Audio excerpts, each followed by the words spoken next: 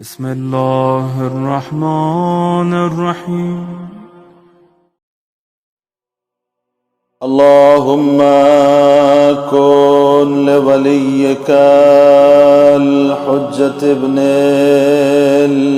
الحسن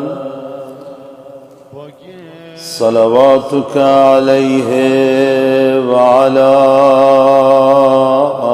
آبائه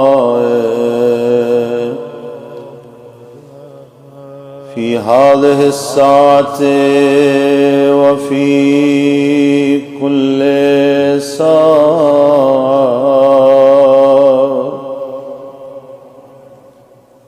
وليا وحافظا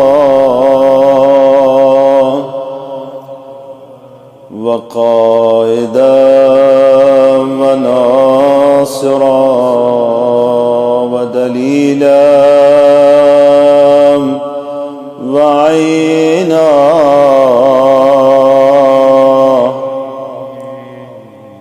حتى تسكنه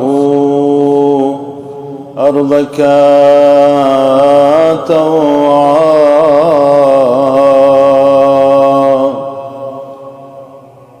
وتمتعه فيها طويلا. اللهم صل على محمد وآل محمد